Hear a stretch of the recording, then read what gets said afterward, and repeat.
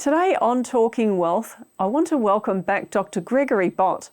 For those of you who saw our first interview, you'll remember Greg is a respected entrepreneur, university instructor and author. He's also the author of the book Faster, Safer, Wealthier, Skip the Startup and Buy a Stable Business to Build Intergenerational Wealth. Dr. Gregory Bott, welcome back to Talking Wealth. How are you today? Hi, Janine. Excited to be here. Don't think I've ever had a bad day in my life. So today is following that same pattern. Fantastic. Last time we talked a bit about your book and why you suggested entrepreneurs skip the startup and acquire a business. And we gained so much. And today you have me intrigued as we're going to really get into the attributes of an entrepreneur, as well as a discussion on contemporary entrepreneurship and among other things. So why do you say now is a good time to be an entrepreneur?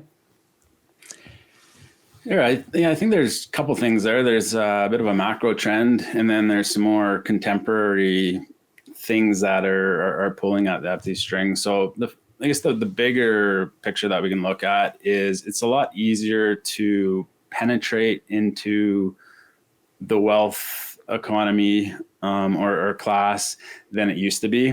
And so I'll go through that. Let's say 100 years ago or more, wealth was held by landowners and agriculture, and it was really capital intense, and that tended to be inherited between generations. So if you weren't wealthy, it was hard to become wealthy because the things that produced economic return were very capital intense. So it was hard to get into there. And then that shifted with, industrial revolution into, we could talk about factory owners or manufacturing, and same thing. It was changed the way we thought about companies and organizations, but it was still very capital intense and hard to penetrate. Mm-hmm. And now more recently, the types of organizations that are successful tend to be, service organizations, tech companies. There's so many that we can list. And it's a lot easier to penetrate that if you're not already rich. We see a lot of people that can become wealthy in a very short period of time. And, some authors have called that first generation working rich. And it's just not about inheriting wealth anymore. If we look at the rich list, whether, Forbes or other, it tends to be people that really built their own wealth. And that wasn't the case before. And then more contemporary issues, the pace of technology, for example, there's this opportunity to scale companies a lot quicker. You need less people, less capital, less resources, and you can really scale a company very quickly and a lot more easily than in the past. Yeah. Reach of digital marketing, for example, is, before advertising tended to be large organizations had a big budget to spend on radio and TV. Now you can become a global company essentially by setting up a website and using digital marketing or social media. You can hire people, skilled workforce that's ready to work anywhere across the world.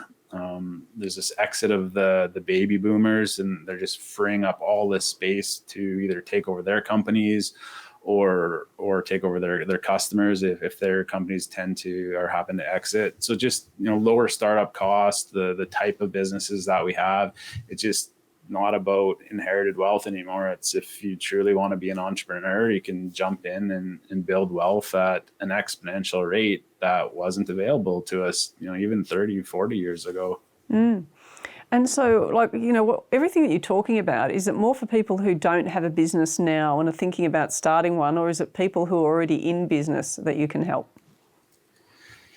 It's open to anybody. Those that are willing to engage with the entrepreneurial grind, those that are willing to self-learn.